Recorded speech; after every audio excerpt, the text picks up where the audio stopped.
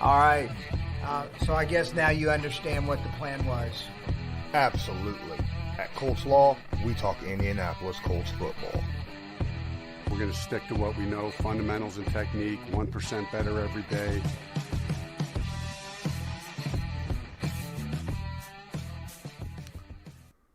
What's going on, Colts Nation? I'm Lawrence Owen. With me, as usual, is my boy, Colts Loyalist. It is a Wednesday.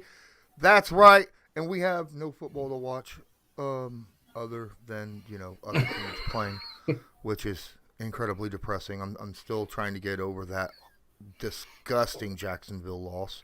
But it is what it is.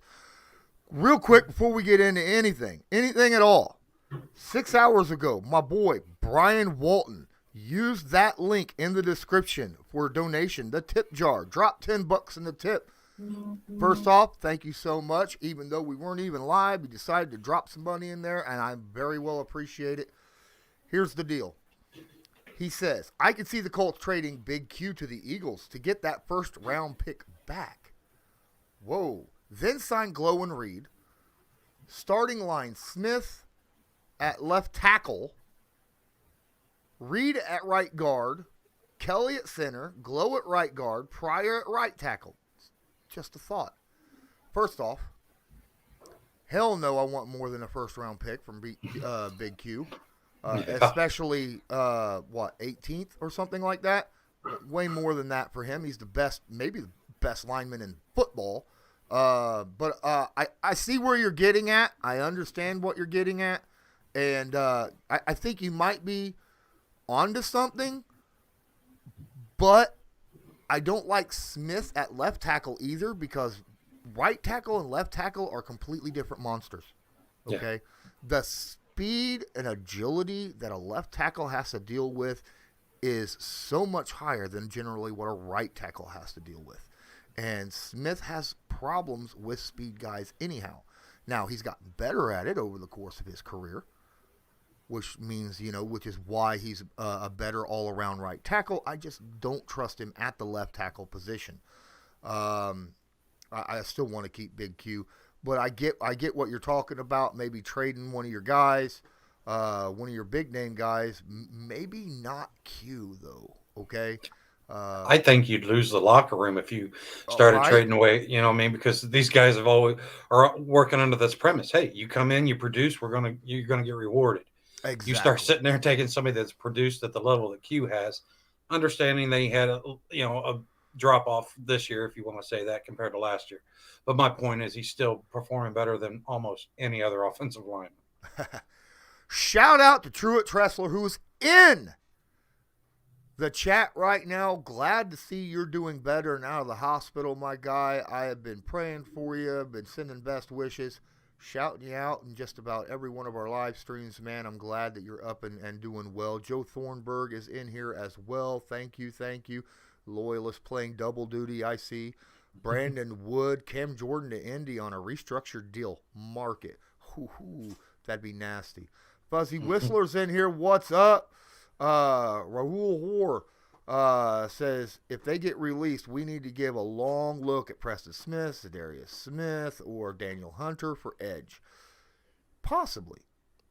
There are some guys in there that I actually do like. King Cracker's in here as well. What's up? Appreciate you. Now that I got done talking about Brian Walton's single donation before I ever even went live, literally woke up, turned my computer on, sitting there, thinking about, setting this stream up, and then all of a sudden I had my Streamlabs open and ching, and I'm like, someone just donated? What? That's weird. Oh, that's awesome. Guys, I'm going to be doing a fundraiser starting this Friday through next Friday. Okay, it is cold outside. It is incredibly cold outside, okay? And I have a soft spot in my heart for animals, okay? And my local humane society is the only place here that is a no-kill shelter for animals, and they are in dire need of supplies. So I'm going to run a fundraiser for that. Every dollar, every cent that is going to be donated through the tip jar on Fridays through next Friday's streams here will go directly to that. Okay, so I just wanted to shout you guys out, let you guys know that. It's just it was -1 degrees out with snow on the ground today, and that's just too cold for any animals. Cats, dogs, doesn't matter, you know. Especially, that's not even counting the wind chill, because, I mean, Yeah. at least I'm a little more central Indiana, but, I mean, we were at -18 today when I woke up. Exactly. My son's gecko was like, "Can you get me out of this cold room?" Mm-hmm. So he came into the bedroom with us. Absolutely. So, time to get actually into the meat of what we came here to talk about. Guys, smash that like button, hit subscribe if you're not subscribed, tag that notification bell so that you are notified next time we go live or upload a video. Because we're talking about, does the offense or the defense need more infusion of talent to be at the level that us as fans want to see on the field game days? Make sure you drop some stuff in the drop your questions and or comments about this into the live chat if you want to make sure that it gets seen and brought up. Use the donation link right here in the description of the video. Loyalist, offense or defense? Honestly, my short answer to that is, watching them play and everything, I felt like offensive weapons were more of that's my initial go-to. You know what I mean? But there again, I started digging into this thing a little bit deeper, and it's not as, honestly, it's not as imbalanced as you might think. Because me, watching the season and stuff, I felt like, the defense, a couple pieces, and we're there. You know what I mean? Watching the offense, I walked away feeling like, you know what, man, we could use a receiver, maybe a tight end, maybe a little offensive line. There's certain things that I was just like, okay. But like I said, when I started going through the roster, started digging through the roster, I would still say I lean towards the offensive side of things, but it's not as off balance as I thought it was going into my investigation or research. All right. Shout out to Joe B and Shrayless. What's up? Mike N's in the house as well.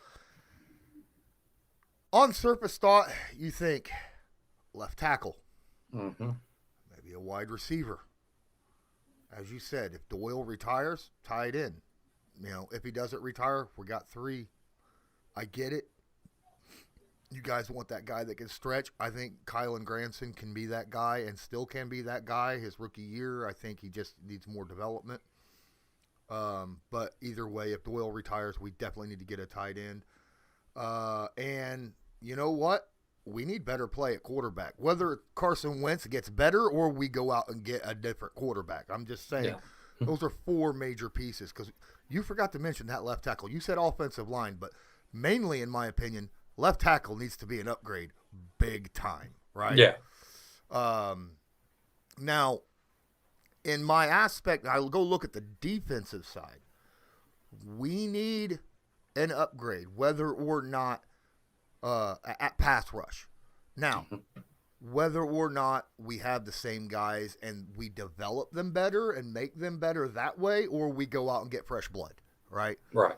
Either way you look at it, we need better pass rush than what we had. We were like bottom 5 in the NFL. We cannot be the team that we want to be with a bottom 5 pass rush. We need depth at safety.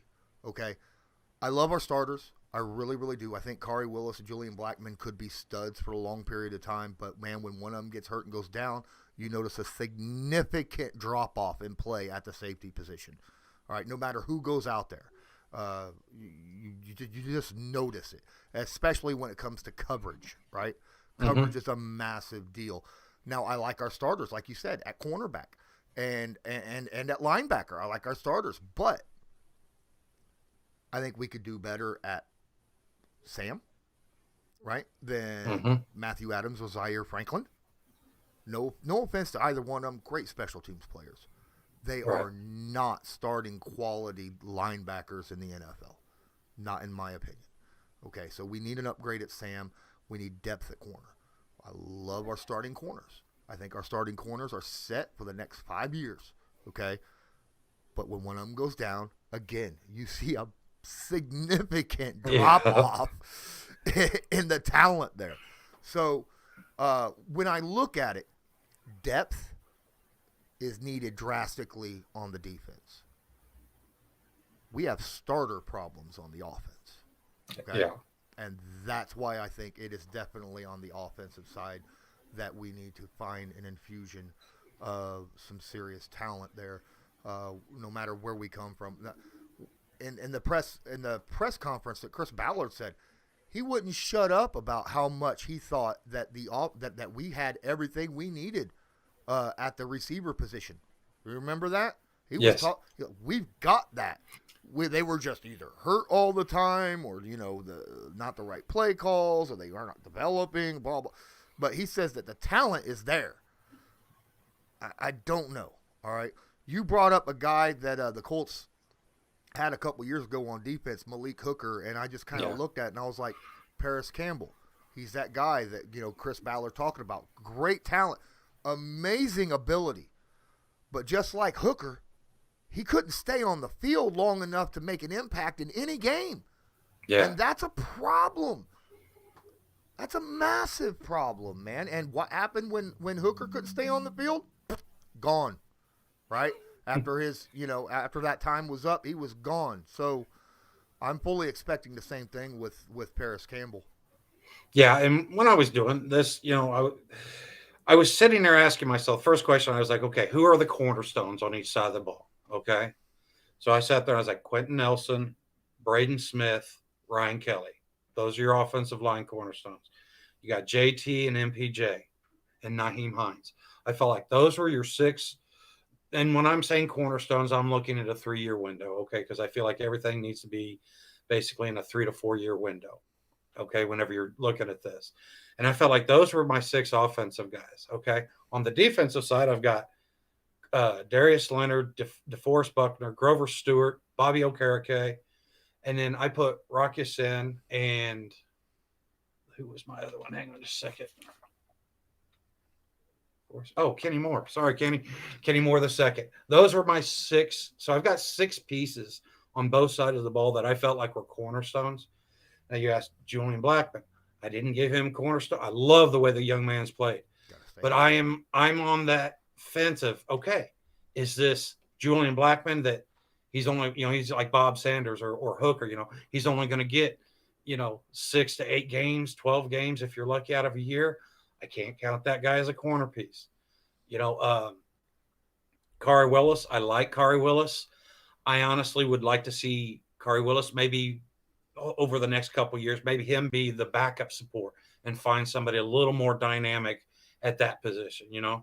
Rocky said, I like what he's brought to the game, and I felt like he's put enough work in over the last 3 years to sit there and earn that second contract. Then I look at Isaiah Rodgers.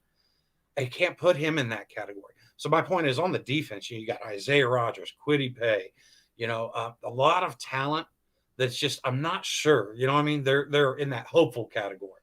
Mm-hmm. On the offensive side, you sit there and you look at, okay, he's not signed to the team. Okay, well, then you sit there and you look at Glowinski. No, he's not under contract. Okay.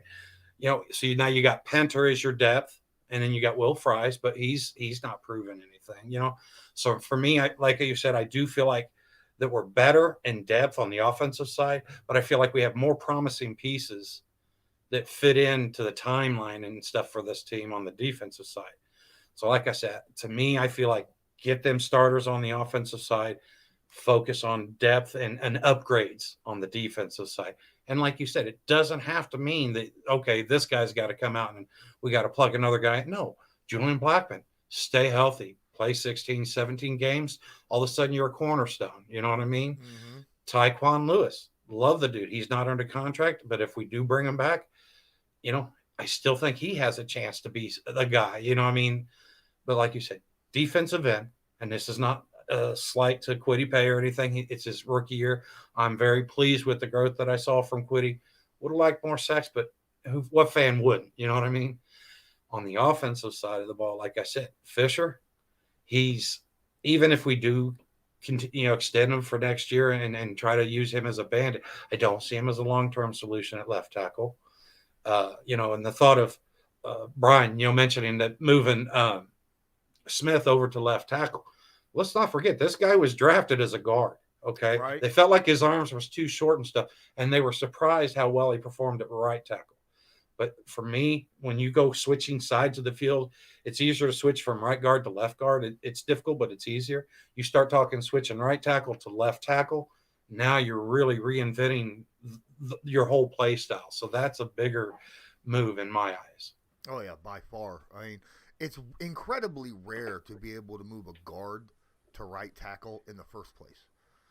Because, the athleticism jump needed for that from one position to the other, and then it's just almost the exact same jump going from right tackle to left tackle, and that's a problem. That's you know how rare it is to go from guard to right tackle. Going from guard to left tackle would be almost it's unheard of. It don't happen, and not in the NFL. You might be able to see that happen from high school to college, but not from college to the NFL. It just doesn't happen. Now, there's a lot of people out there that says, well, the Colts have plenty of cap space. Just go buy whatever you need. All right, so I'm going to tell you right now, the Colts have enough cap space to get one guy, one named guy. All right, and here's the thing. The Colts, and they're like, well, you got all this money. Oh, well, you got to go get a left tackle, okay, first off. Yep. We don't have one signed. So that's anywhere between 10 and probably $17 million for a left tackle, okay, period. You're not getting one with a second-round pick, not a starter. I don't care. You're not going to get a starter left tackle with a second-round pick, okay. Xavier Rhodes, gone. Well, that's money, Now, do you feel like the two outside starters right now in Rodgers and Rocky Sin can hold the fort down? Then fine, you might be good with sliding on that. But do you really want to slide on that, or do you want to continue to bring in people? That's right. Another issue. You talked about it. We got to re-sign Quentin Nelson. We got to re-sign one of our guards. Right? Whether it's Glowinski or Reed. One of those guys got to be re-signed. That's money. We have 28 people of our 53-man roster right now. That's it. The rest of them we have to sign. And that's a lot of money being thrown out. And the bare minimum, veteran minimum salary is $750,000 this year. So you figure 28 to 53. If you get all bare minimum guys, that's half your cap space right there. Half. You might double check, but I think it's like 1.2 is the veteran minimum. Well, it depends upon how long the veteran you are. If you're a 4-year veteran, like just became a veteran off of your rookie contract, it's like $750,000. Okay. If you're a established veteran of 8 years plus, it's like 1.2. Okay. Yeah. And another thing, is, guys, do you remember last year how much we relied on that offensive depth? You know what I mean? Mm-hmm. These, there again, we're going to need to get these depth pieces. And like you said, we got 28 out of 53. Well, that's, and that's just for your game time roster. That's not counting the other 37 to get to your 90 that you're going to need for training camp and things of that nature. I'm sorry. I just saw Ray Rout's comment. Ray, my boy, is in the chat. Go check out his channel. It's so funny. He's got a great show. I join it once in a while. Go check out Dear Pats Nation here on YouTube. Give him a follow. He says, I played Madden today, and I was the Colts. I traded for Aaron Rodgers. I signed Allen Robinson. I went and got TJ Watt. Why doesn't Ballard just give me a call? I'll tell him how to get it done. Because real life's not Madden, my guy. That was a great joke. Yeah, he sat there and he's like, get Deshaun Watson. And I'm sitting there going, we would love that. I don't know the Texans would. Yeah. Baylor's in here. Alonzo, what's up, my guy? And he says, I do agree with you, but do you agree that we do need some studs that are proven right now? Yes. I'll tell you what, dude. if we could solidify our offensive line, make sure that the tackle and the guard, the offensive line is good, because I don't want no more bumps and bruises along the lines, like we had earlier this past year. Make sure that's set, okay? Then my number one and number two things that I want is either a pass rusher and or a wide receiver premier. I think we might have enough money to get one big name guy, right? My pick at wide receiver is Allen freaking Robinson, all right? And Ray named him. I would love Allen freaking Robinson. Everyone, he's too old. He is still, in my eyes, a top 5 receiver in the NFL. Look who he's had throwing him the football his whole freaking career, okay? And he's that good. So, and I sat there and I watched film of him, and I'm like, dude, if he was on the Chiefs or the Bills or something like that, dude would be a monster. A monster. Ray, you're about to get banned, okay? I'm just saying.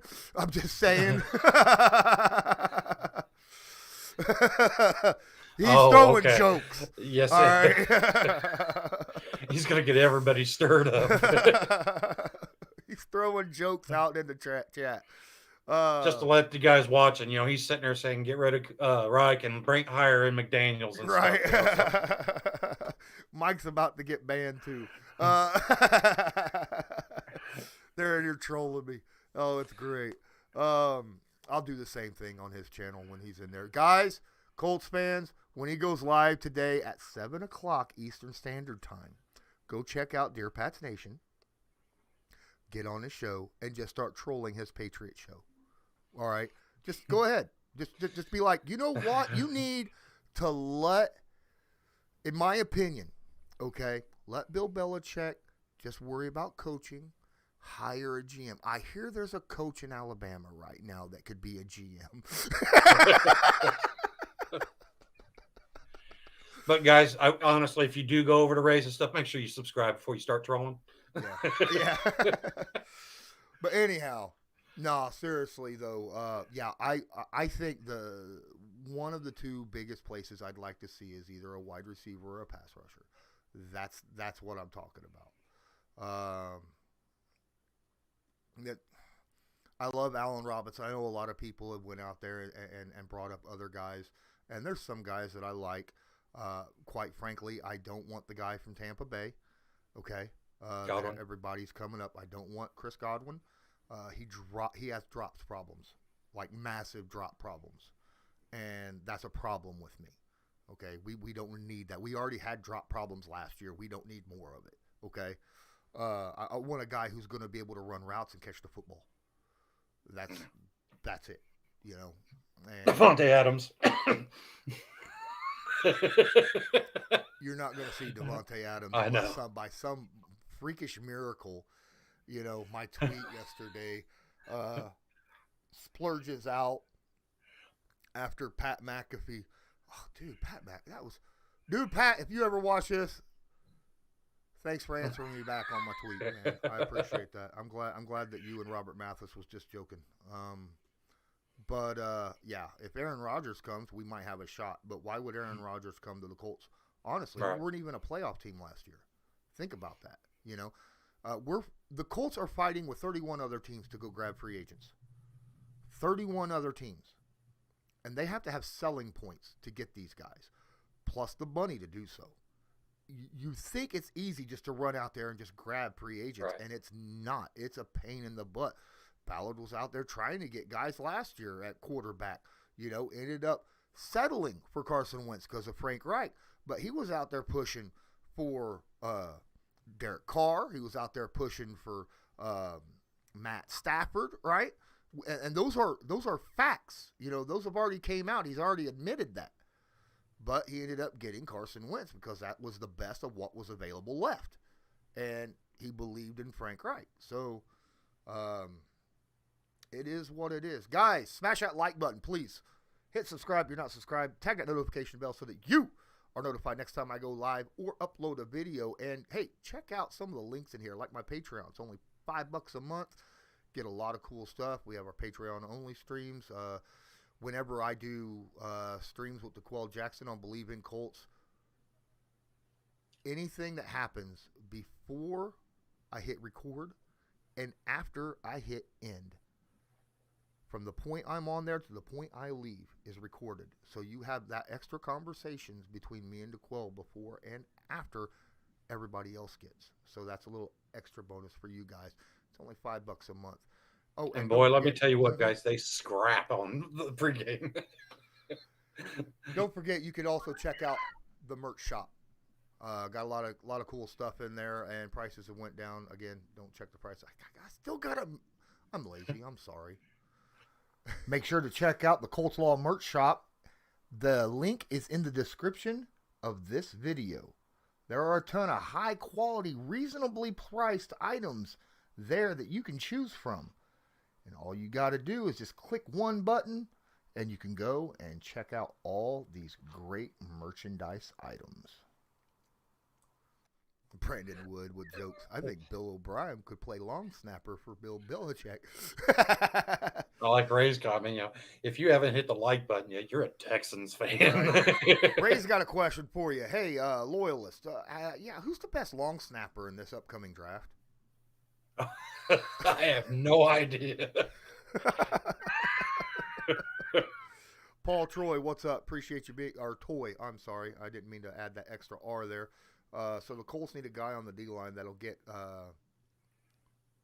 sacks, an elite wide receiver. Of course, you always got to keep the O line stocked of due to injuries, and that's what I'm talking about. And here's the thing: I think Kwity Paye would be better on the right end than the left end. He's good against the run. I think he can set an edge. Okay, we need a all-out. Dwight Freeney was not there to stop the run. Right. Over there on that left end. He was there to get after the stinking quarterback. Now, Robert Mathis was there to get after the quarterback too, but he was also really good against the run. He was a great all-around pass rusher defensive end. Dwight Freeney was a monster when it came to, getting pass rush, and that's what we need at the left end. And I don't think Kwity Paye's that guy. I think Kwity Paye is more your right end rather than your left end. What do you think about that? Do you think he should go to the right, or do you think he should stay at left? I like that way of thinking because, like you said, even when in Michigan, the big knock on Kwity was he just didn't get the sacks and stuff, and his motor. I mean, the guy runs at 100 miles an hour nonstop. Okay, and and to your point, way I feel is if we have Al-Qadim Muhammad or a 6.5, 5.5 sack guy, as a starter for 16, 17 games this year, that should be, I think the Colts should hope for that to be their backup guy, the guy that comes and fills in. I still want that, 10 to 12 sack guy to put on the left side. Like you said, if you need to move Kwity to the right, fine. If Kwity can be that guy, whatever. That's the thing. We just got to get production. Okay. And I love, the whole chaos and putting pressure on. And I understand these quarterbacks can get the ball. Guys, it's the same for every defensive lineman. And you still see, what was it that TJ Watt just got, like 23 sacks or something? I mean, it's just, I'm not asking for 23. Well, I mean, I'll take it. But I'm just looking for double figure production. Give me 10, 11, 12 sack guy on that left side. Absolutely. Oh, yeah. Yeah, definitely. So another thing. I think we started to see Hines in kind of a little bit of aspect that I liked, that I was hoping to see him at the end of the year, but it was a little too late, too little too late in that aspect of seeing him run a lot of slot receiver positions. Mm-hmm. I think he'd make an amazing slot receiver, like straight up. Now, the problem is the Colts run a lot of two tight end formations, which immediately takes away your slot receiver position. Yeah. So, now if Doyle leaves, there's a possibility we don't see that nearly as much. But also, are we going to see Jonathan Taylor run as much next year? Probably not, in all honesty. By the way, Frank Reich was talking about how we went to Jonathan Taylor too late and then went too heavy with him in games because that took the passing game out of its sync, he said. And in a way, I kind of understand where he's saying it, but at the same time, I'm like, these guys are supposed to be practicing. But it is what it is. No, ooh, that's a good question. Well, first off, Trayla says, go get him, Chase Claypool. Claypool's not leaving Pittsburgh. Claypool's not leaving Pitt. Joseph Thornburg will fight you in the back street. I promise you. I'm pretty sure over Chase Claypool. I like Chase Claypool. Blah, blah, blah, blah, blah. Chase Claypool, too. I know Schralis wanted him in the draft. It's not meant to be. All right. I honestly do think that Michael Pittman is a number one receiver. Okay. You saw a lot from him this past season. And he's only going to get better as the years go on. I honestly believe that. Joe says, no, you go ahead and get him. Take him and Juju so that they could TikTok every time they get a catch. But, no. Yeah, Truitt, well, getting back to what Truitt was saying. Was Dio Odangbo a wasted pick? No. You can't say that. You can't say it's because, look, he just came off an Achilles tear, right? Came back earlier than expected, okay, on a second-round pick, and then played some snaps. Not a lot of snaps, but some snaps. Now he's going to get an off-season to work on himself, okay? You can't express how important that is, okay? Had Kwity Paye came in without an off-season to work on, he would have looked a lot worse this year than what he did. Okay, yeah. I promise you. Because that's what the off-season workouts are for. That's what OTAs and, training camp and preseason, all those practices is to work on your craft and get coached up. Which, coached up. Okay, well, somebody other than Brian Baker will be doing it this year. Thank you. Yeah, and to Truitt's point, I don't know if you remember, but Simmons, when the Titans drafted Simmons and stuff, he came in his rookie year with the injury and stuff and didn't get much play time and stuff. I'll tell you right now, look at what Simmons has done over the last couple of years. Do you think that was a wasted draft pick? I'm not saying that Dio would get to that level, or I'm not saying he won't, but I'm saying is this kid, anything that we got from him this year was just icing on the cake. Next year is where you start evaluating him. Next year for me is his rookie year. I know he had snaps and everything, but next year is what I'm going to sit there and account as his rookie year. Paul Toy says that Pittman just doesn't have that elite speed, though he can make a big play. Well, that's what I'm saying.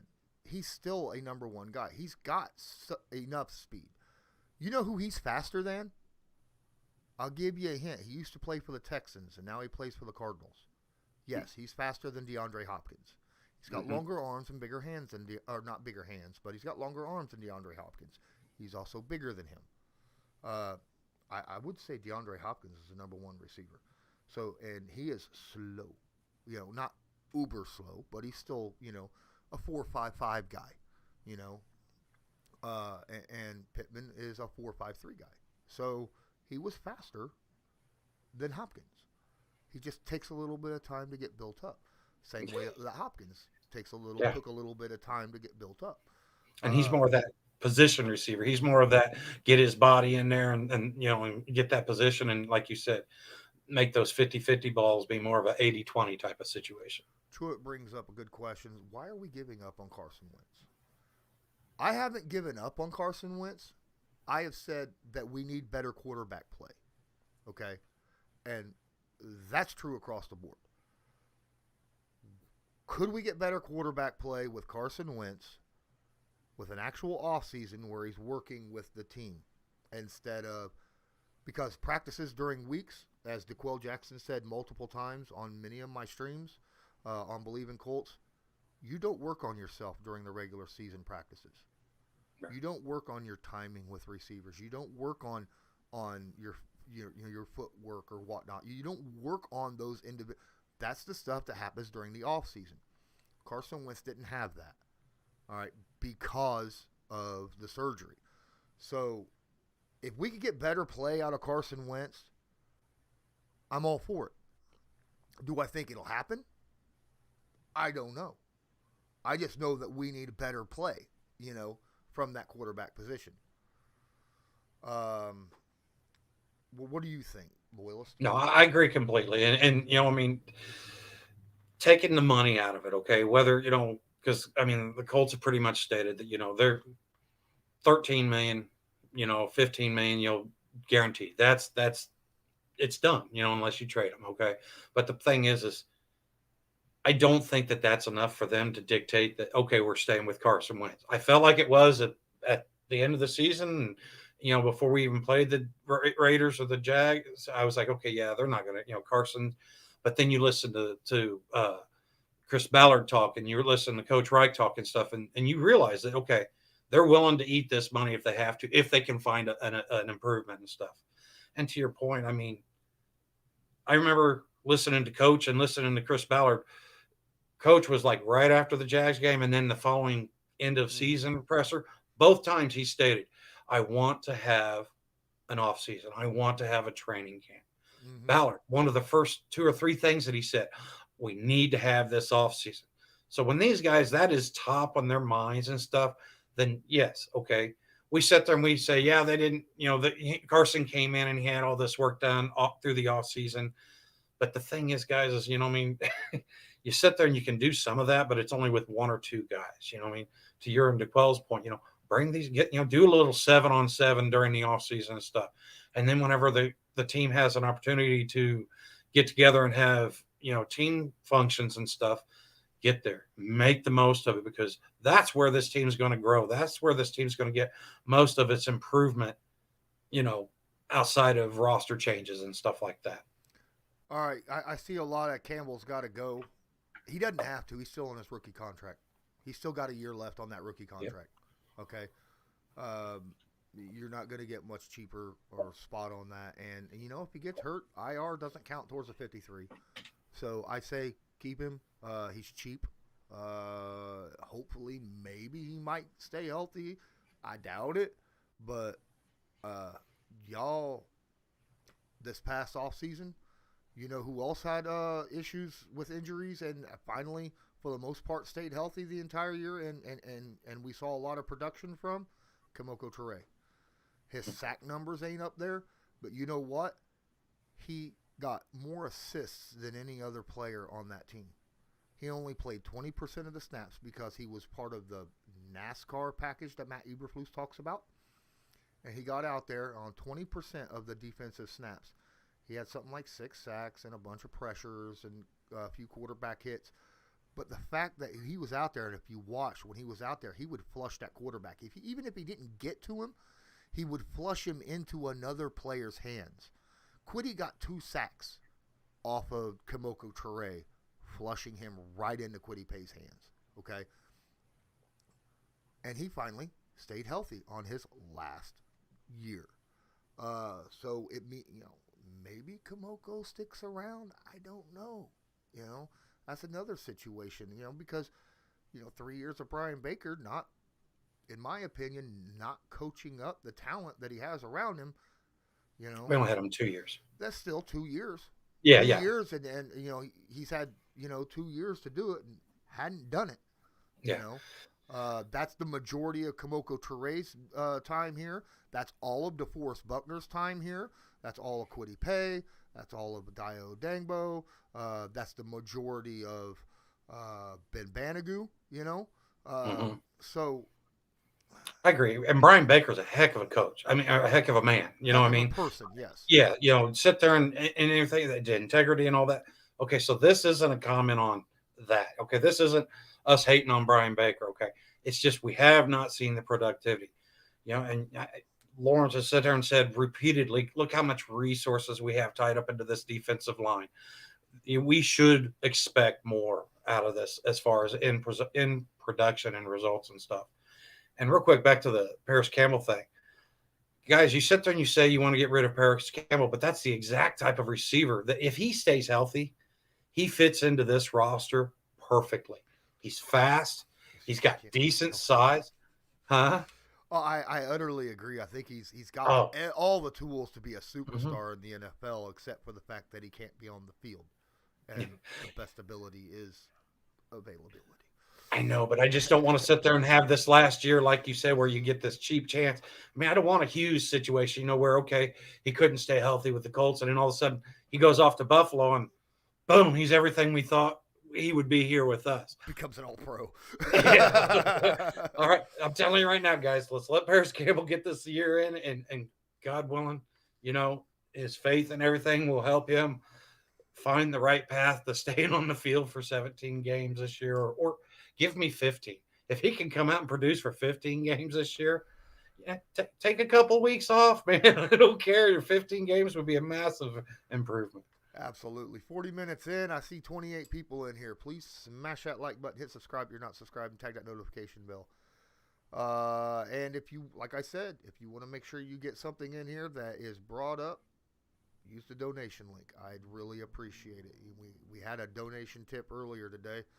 I do want to get back up the chat just a little bit to Sifo Benzo. He says, "What's up, fellas?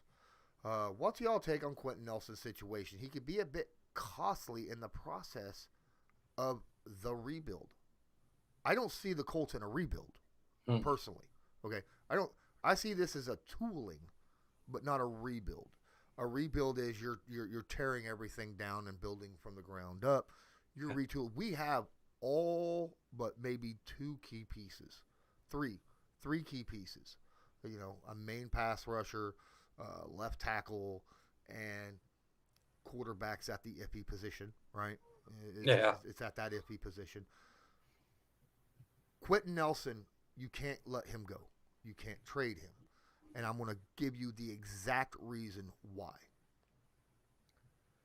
Quentin Nelson doesn't just give you all-pro play by one player on the field when he's out there, which is so important. But he's that kind of guy that raises the level of play of those around him. All right. In the effect, watch the Steelers defense when TJ Watt's on the field. Their entire team's level of play goes up when TJ Watt's on the field because of what he can do. Quentin Nelson does the exact same thing for the offensive line. Yeah. Okay? And that's why you can't get rid of game impact players. And you look at him and go, how is a left guard a game impact? But he is. Quentin Nelson is probably the best player on our team. You can't let him go. Am I wrong?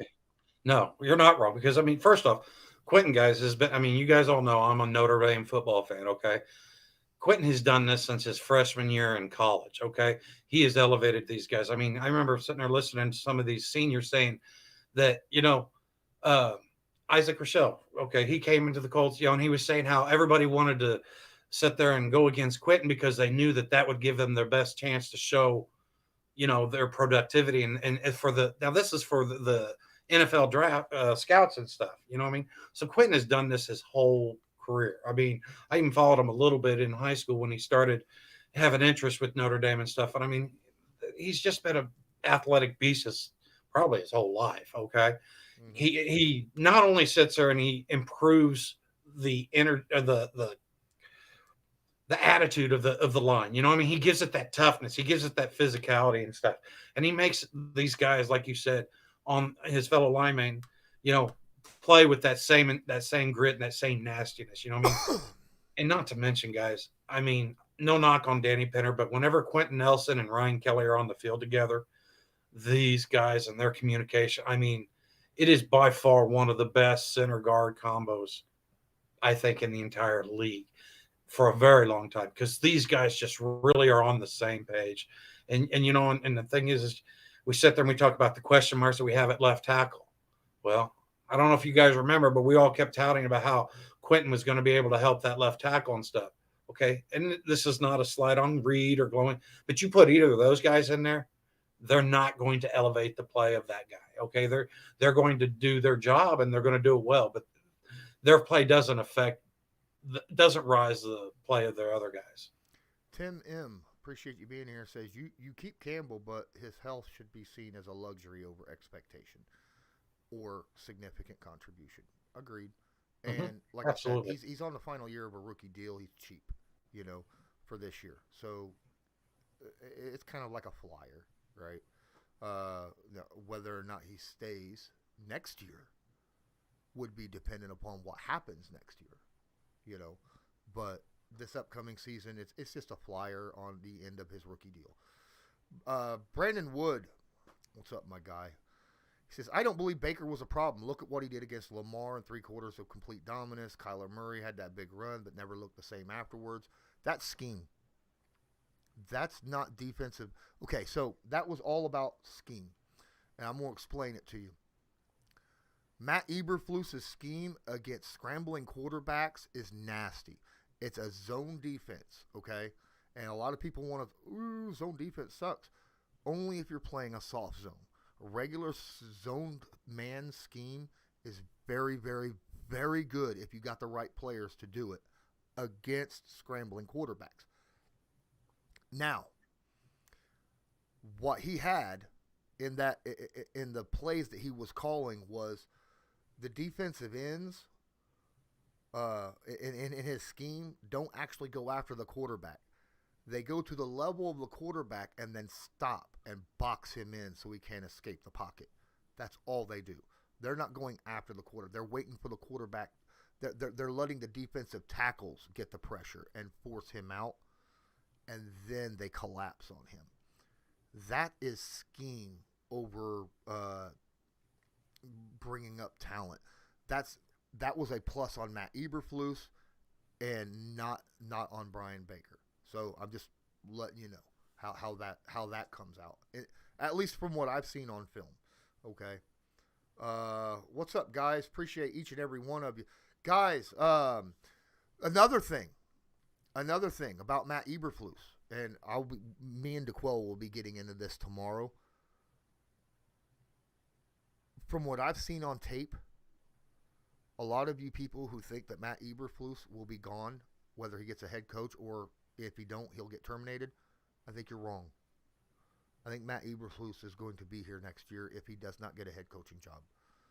And we will be explaining that why. And it has nothing to do with they don't want to make moves there. It's because Matt Eberflus grew as a coach this past year. Absolutely. And I will be getting into that detail massively from what I've seen on film. And I think that, like I said, I'll get into detail on that. But if he doesn't get a head coaching job somewhere, he's still going to be the defensive coordinator for the Colts next year. And I'm actually kind of excited that if he is, you could see a much different defense than what we saw the first 8 weeks of the season this past year. I got a question for you. And I know this isn't how they normally do business on any team, but do you think that Eberflus, how much weight does he have as far as who comes in? Because, I mean, clearly Brian Baker was, I'm sure they asked Eberflus, but Brian Baker was a Frank Reich guy. You know what I mean? They went to college together, all that. But shouldn't Eberflus have a lot, like most to say? And, hey, this is the guy that's going to fit what I'm trying to teach these kids. Eberflus should be the one hiring his own assistants, yes. See, but they don't do that. And the Colts haven't done. I mean, because they brought Eberflus in, okay? But then, like I said, Frank Reich came in, and then he built the coaching staff outside of Eberflus. And I don't know how much communication went in between and stuff. I thought Eberflus hired his own guys, like it was on his input on who he wanted. Like I said, I don't know how much input, but I know for a fact that, they sat there and had a long discussion about how when Reich was brought on and late and stuff, that he was still going to get to say who his offensive guys was and stuff. Well, yeah, and then offensive guys. Well, yeah. But then he also brought in the afterwards, and that's where I was wondering, how much of that do you think Flus actually has a say on? I think Flus has a massive word in on that, on how he wants to go about things. But Reich he is the head coach, so he is the guy who has the final say who's getting on. They still have to go through him. So, yeah. But I think Eberflus has some say in that. I do. Reich, Strela says Reich was hired, but all 4 coaches that were from McDaniels. From what I understand, Matt Eberflus was going to be a Ballard pick anyhow. Absolutely. Whether or not McDaniels was going to bring him in or not, I think Ballard was a big Eberflus guy, and so was Frank Reich, if I remember. So, that's a good thing. Guys, it's been 50 minutes, and I appreciate each and every one of you. I need a little bit of time. I haven't. You know me.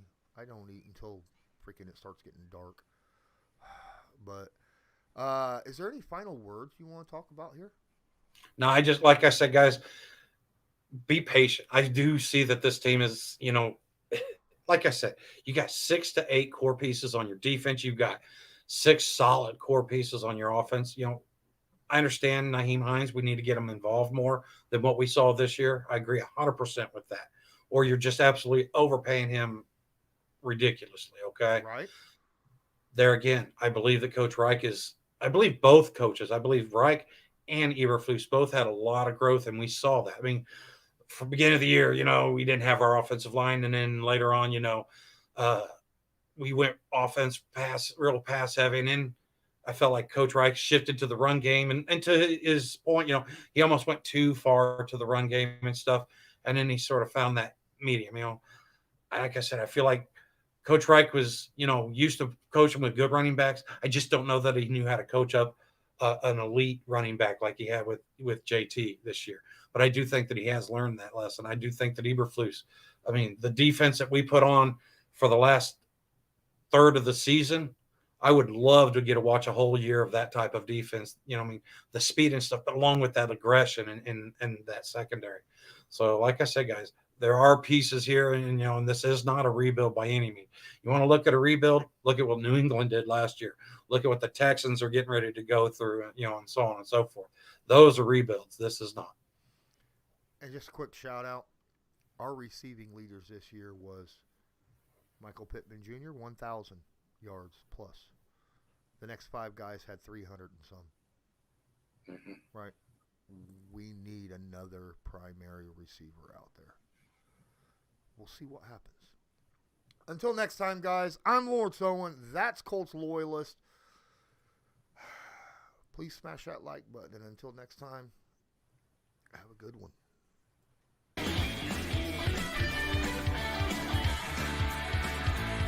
Just because a player's not a household name doesn't mean we can't make him a household name.